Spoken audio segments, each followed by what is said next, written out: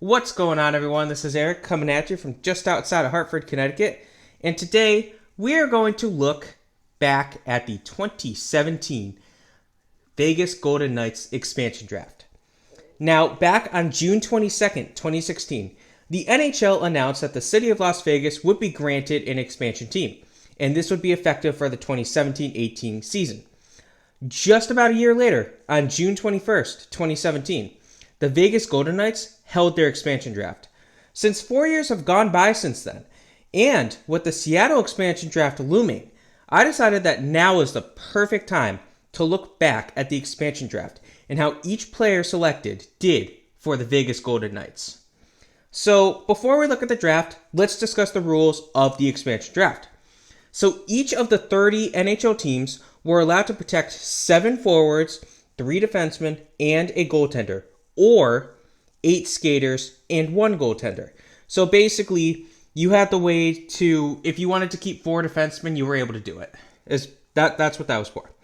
Now, this was to ensure that Vegas would be somewhat competitive, unlike expansion teams of the past. In the past, teams were allowed to protect 2 goalies and a bunch of skaters, so it became messy. Now, all teams had to expose at least 2 forwards and 1 defenseman who had played at least 40 games in the 16-17 season or 70 games in the 15-16 and 16-17 seasons combined. Now, these players had to be under contract for the upcoming 17-18 season as well. Restricted free agents were allowed to be exposed. Now, any player with a no movement clause had to be protected unless said player willingly chose to waive said clause. Now, to make it slightly more fair for the current 30 NHL teams, any player with less than 2 years of professional experience playing in either the AHL or in the NHL as defined by the CBA would not be eligible to be selected from the draft, and thus did not have to be protected. Now, Vegas was also not allowed to buy out any of the players that they selected until after the 17-18 season concluded. Vegas also had a set guideline that they had to select at minimum 14 forwards, 9 defensemen, and 3 goaltenders. Now, interestingly enough, teams were allowed to offer Vegas compensation in exchange for Vegas not selecting or selecting certain players that they had left unprotected. So we will discuss these when we get to the teams that made such trades, and some of them are going to be a little weirder. Some of them are going to be like, really? Vegas got that much for selecting X over Y? Wow. But without further ado, we're going to look at the results of the draft, and I'm going to discuss the teams in alphabetical order by their location. Timestamps will be in the description below if you're interested on who a certain team lost. So first off, we have the Anaheim Ducks. And from Anaheim, the Vegas Golden Knights selected defenseman Clayton Stoner. Now, speaking of trades, Anaheim did make a trade here. So Anaheim traded defenseman Shea Theodore to Vegas to ensure that Vegas would select Clayton Stoner over fellow defenseman Josh Manson. Now, they had to keep Manson unprotected. They had a couple good defensemen, so Anaheim was kind of like, all right, we want to keep Manson. We'll give you Theodore. He's a promising young prospect. So Stoner himself, he actually suffered an abdomen injury during training camp, which led to him being placed on the IR. His contract ended after the season, and he would effectively retire. He does currently work in the Vegas Golden Knights system, though, so that's pretty cool. Now, Shea Theodore, on the other hand, has been a good pickup. He started off his first year in the AHL, but since then, he has proven himself as a solid NHL player. He's been getting an average of 20 minutes per game with the Golden Knights, and he's established himself as a strong top 4 defenseman. Over just about 4 years with the Vegas Golden Knights, Theodore has improved his defensive game dramatically, while adding 39 goals and 115 assists across 264 games. Now, notably for him, he did finish 6th in Norris voting during the 19-20 season. He is still under contract with Vegas through the 24-25 campaign. So, clearly, Vegas got a very good pickup with him. He's usually sliding in as the second-line defenseman, but he's good. Next, we have the Arizona Coyotes, who lost left wing Teemu Pulkkinen. Now, Pulkkinen, he spent a single year in the AHL where he played respectably well. Now, after that season, he decided to leave North America, thinking that his path wasn't clear to get, NHL playing time, and he went to the KHL. So a bit of a loss, but Arizona wasn't a great team back then, so Vegas didn't have a great selection of players to choose from. Next, we have the Boston Bruins, and they would lose defenseman Colin Miller. Now, immediately, Miller had a breakout year in the 17-18 season, as he set career highs in goals, assists, and points in his first year in Vegas. He also scored the first Stanley Cup Finals goal in the history of the Vegas Golden Knights franchise. Miller, he had another decent season in the 18-19 campaign, but his offensive numbers did decline, and after that season, he was traded away to the Buffalo Sabres. So across 2 years for Vegas, Miller produced 13 goals, 57 assists, and 287 hits. So the Buffalo Sabres would lose left wing William Carrier. Now, Carrier was also acquired in a bit of a trade here. So Buffalo traded a 2017 sixth-round pick to Vegas in exchange for Vegas selecting Carrier over other players that they had left available. I know they had some good young talent that they didn't want to lose, but they didn't have to give up too much because Carrier was definitely a good player. So Carrier has been a solid depth piece for the Golden Knights. He started off his tenure in Vegas as a healthy scratch before taking on a bottom six role.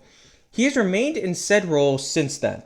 Over 214 games, Carrier has 22 goals with 24 assists.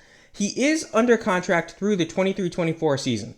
Now, as for that draft pick, Vegas would pick goaltender Yuri Patera, and Patera just signed with the team prior to the 2021 season, and he has appeared in a handful of games at the AHL level. Really, you never know with goaltenders, so we'll see. So next, we have the Calgary Flames, and Calgary would lose defenseman Derek Englund. Now, Englund, who was actually a native of Las Vegas, would spend 3 years on the Golden Knights roster. While his offensive numbers weren't overly impressive for the team, he had 8 goals with 33 assists, he contributed on defense, where he provided 388 block shots and 405 hits. He also really stood out as a leader for a somewhat young franchise in Vegas. Now, he won the Marc Messier Leadership Award in their first season, 17-18, to show his leadership skills. He retired as a player after the 1920 season, but he currently serves as a special advisor to the owner. Next, we have the Carolina Hurricanes, who would lose center Connor Brickley.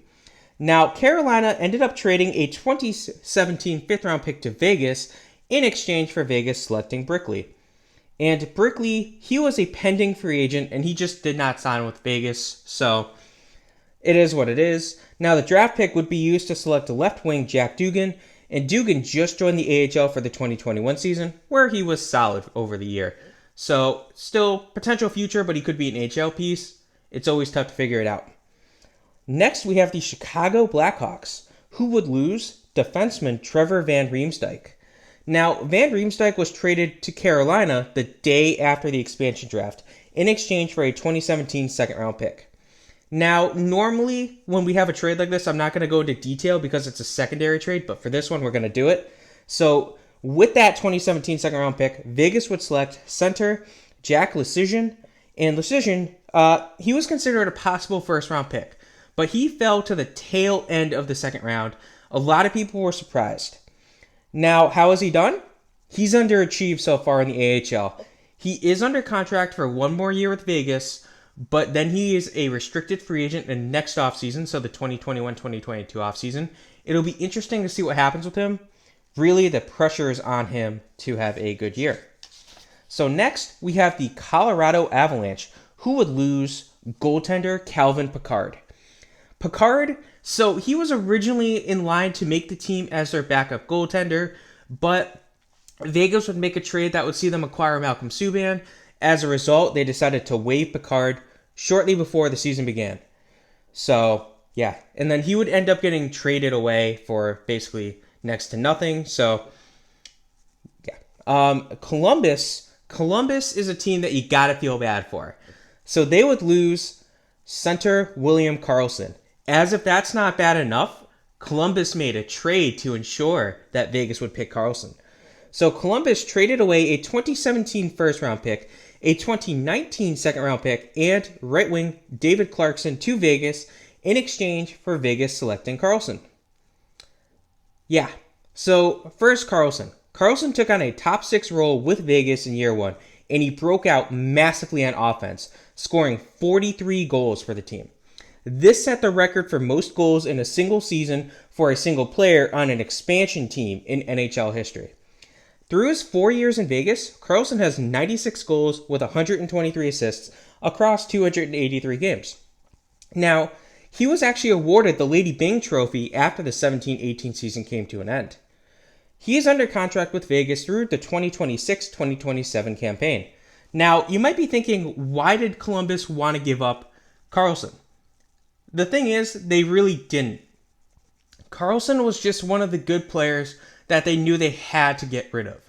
They had a bunch of other players that they had to leave exposed due to some new movement clauses and due to their team being so strong that they unfortunately kind of knew, okay, Karlsson's going to be a tough pill to lose, but we're going to have to do it. We have to get rid of him rather than risk losing our strong backup goaltender, our strong other wing. You know, it was a tough pill to swallow for them, but they knew that they had to give up Karlsson. So, the 2017 first round pick ends up getting traded to Winnipeg, and they would end up trading it for a pick that they got during this expansion draft, so we will get to that in a little bit. The 2019 second round pick was sent to Montreal in the Max Pacioretty deal. We will not discuss that today. David Clarkson, he was a salary dump. He was on the long-term IR due to various injuries, the main one being a concussion. Still, though, despite not getting Clarkson, it's clear who won this trade. So, yeah.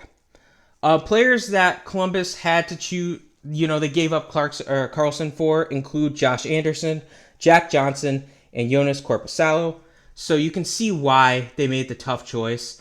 I'd want to keep those 3 players over William Karlsson too, especially at that point when he was still such an unproven player. Next, we have the Dallas Stars. Now, Dallas would lose center Cody Eakin. Eakin spent 2.5 years in Vegas. Now, he broke out during the 18-19 season where he would register a career-high 41 points. But offensive struggles saw him get traded midway through the 19-20 season. Overall, Eakin had 37 goals with 41 assists over 199 games for the Vegas Golden Knights. The Detroit Red Wings would lose left wing Tomas Nosek.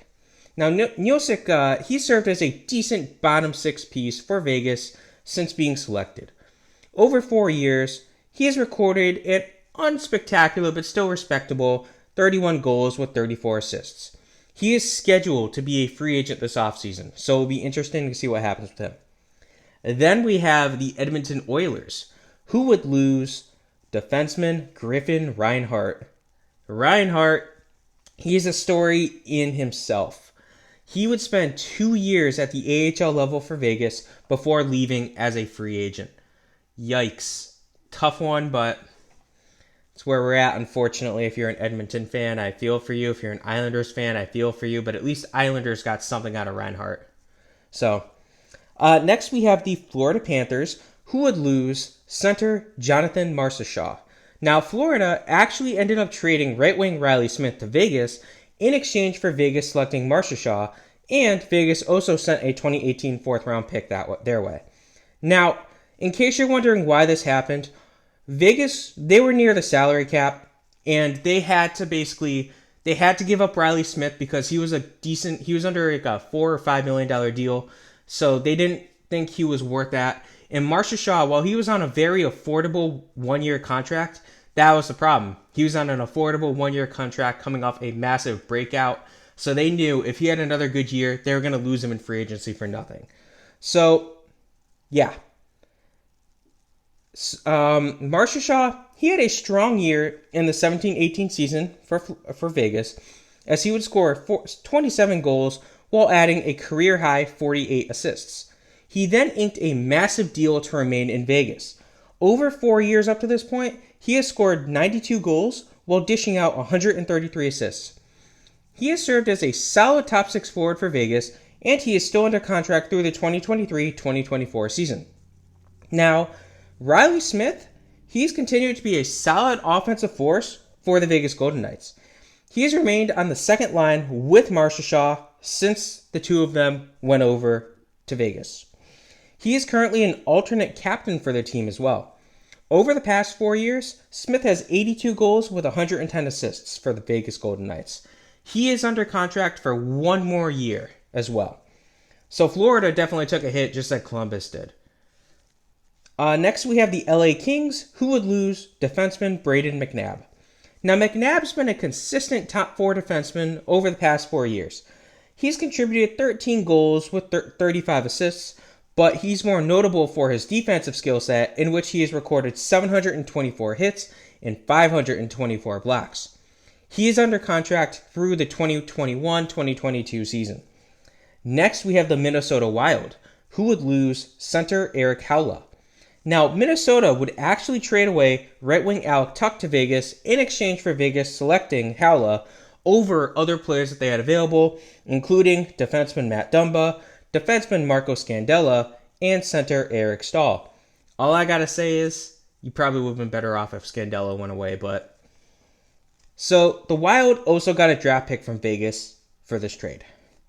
Now, Haula, he had a decent first year in Vegas, but he would suffer a knee injury early in the 18-19 season, which ended his season. After that year ended, he was traded away due to salary cap purposes. Now, he provided 31 goals with 31 assists over his 91 games. Now, Tuch, he spent the last 4 years as a solid top 9 forward for Vegas. Over 249 games, he has scored 61 goals with 78 assists. Tuch is currently under contract with Vegas through the 25-26 season as well. So now we have a couple quicker teams to discuss. The first one is the Montreal Canadiens, who would lose defenseman Alexei Emelin, and Emelin was actually traded away shortly after being picked to Nashville in exchange for a 2019 third rounder. With that pick, Vegas would select defenseman Leighton Ahek, and Ahek just joined the AHL affiliate for Vegas this past season, so we'll have to see what happens with him. Next, we have the Nashville Predators, who would lose left wing James Neal.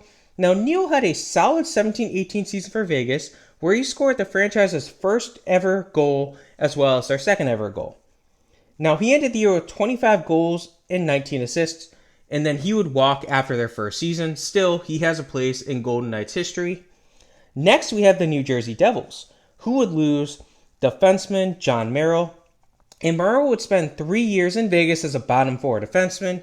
He wouldn't provide much on offense, scoring 6 goals with 19 assists, but he did provide 185 block shots.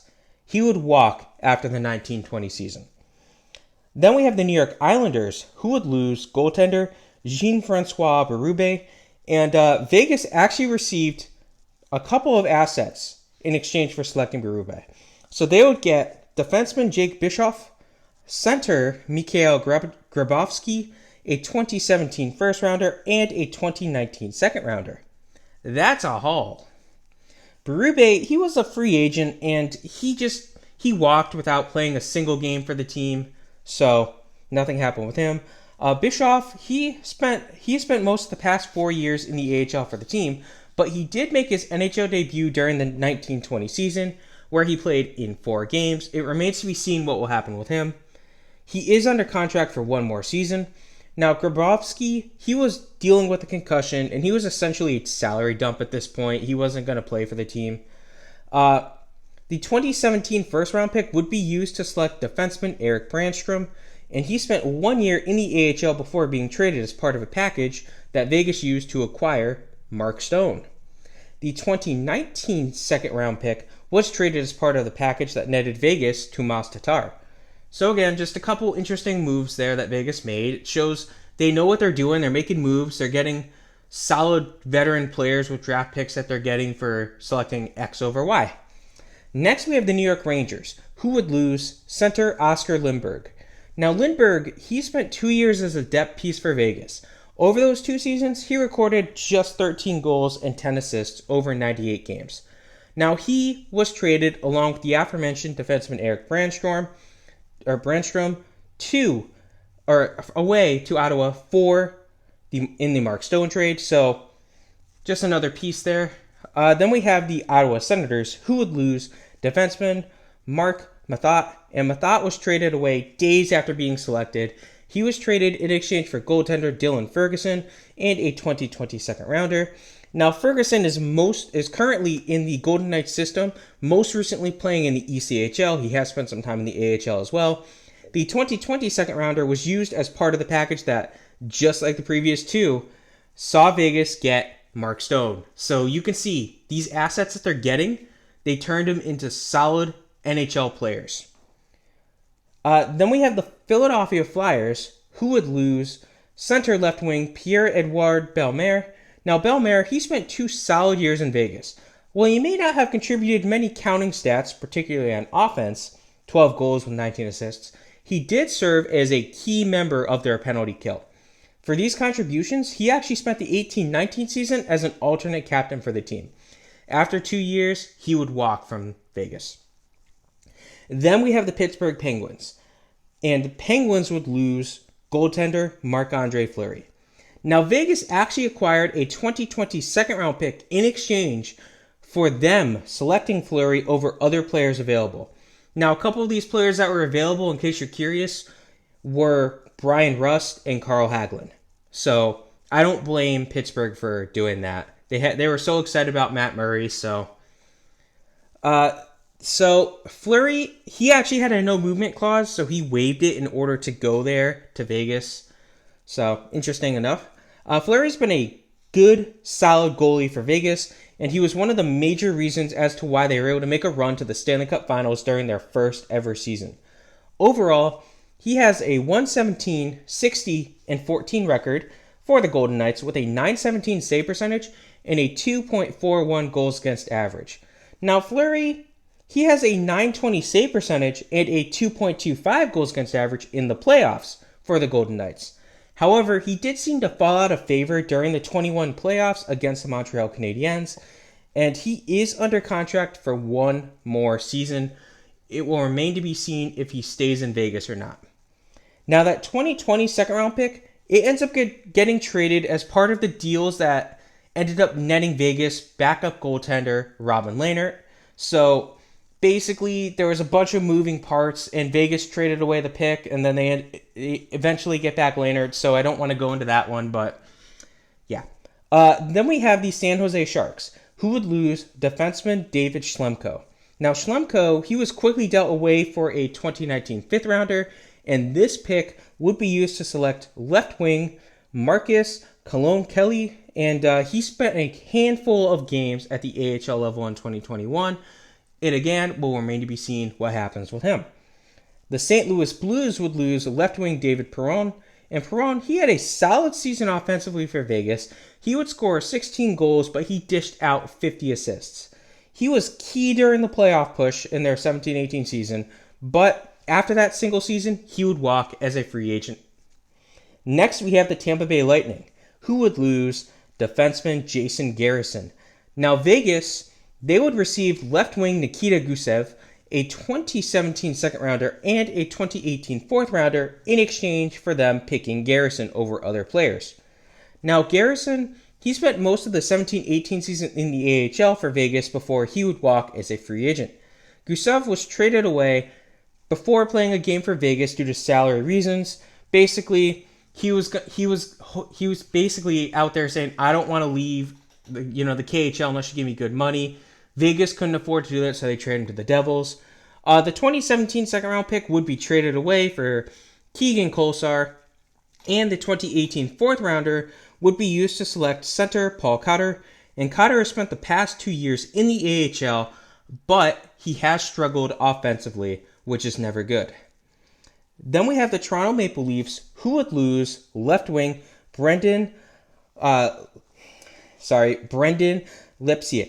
And Lipsiak, he spent the half a season in Vegas where he would score 2 goals and 11 assists. He would be traded away midway through that season because they decided we don't need Lipsiak. So, probably a good move for them. Then we have the Vancouver Canucks, who would lose defenseman Luca Sbisa. Now, Sbisa spent a single season in Vegas, and he would only appear in 30 games for the team, scoring 2 goals while dishing out 12 assists. He did record a solid 54 blocks with 50 hits. Now, he would walk after the single season. Then we have the Washington Capitals, who would lose defenseman Nate Schmidt. Now, Schmidt was a decent bottom 4 defenseman for 3 years in Vegas. He scored 21 goals while adding 76 assists for the team, and after the 1920 season, he would be traded away. Lastly, we have the Winnipeg Jets, who would lose right wing Chris Thorburn. Now, Winnipeg would actually send a 2017 first-round pick and a 2017 first-round pick and a 2019 third-round pick to Vegas in exchange for Columbus's 2017 first-round pick, which we mentioned above during the Columbus part, and for Vegas selecting Chris Thorburn.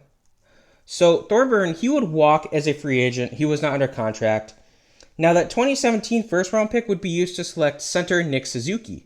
Suzuki only spent 1 game at the AHL level for Vegas while spending that season in the OHL. Now, he ends up getting traded to Montreal as part of the package that would net Vegas Max Pacioretty. The 2019 third-round pick was used as part of the deal for Vegas to trade up during the 2019 draft in order to pick defenseman Caden Korczak.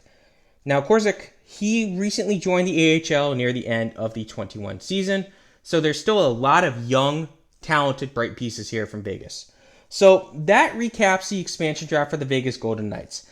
As a team, Vegas surprised everyone. This team went on to not only make the 17-18 playoffs, but they managed to win the West and win the first game of the Stanley Cup before falling to the Capitals 4-1. The following seasons once again saw Vegas make runs. This time, they would go to the Western Conference Finals in the 18-19 season, and then the odd 19-20 playoffs saw Vegas, who were favorite, make a run to the Western Conference Finals where they would fall once more. And then in the 2021 season, they won the West, but it was, as we know, it was the weird playoffs, so they matched up with the North winners, and they would lose to the Montreal Canadiens. Now, it's amazing how talented this team is, and they still have a very bright future. A lot of these pieces that they got, while they might not be around anymore, players that they got for them are still around. The bar is very high for the Seattle Kraken, and it will be extremely interesting to see what they can do with their expansion draft. But again, I hope you guys enjoyed this video. This was one of the random ones. I just wanted to look back at the expansion draft. It's been 4 years. More than enough time has gone by so we can look at it and say, oh, hey, they made a good pick, or oh, they did not make a good pick. But hope you guys enjoyed this video. Have a good rest of your day.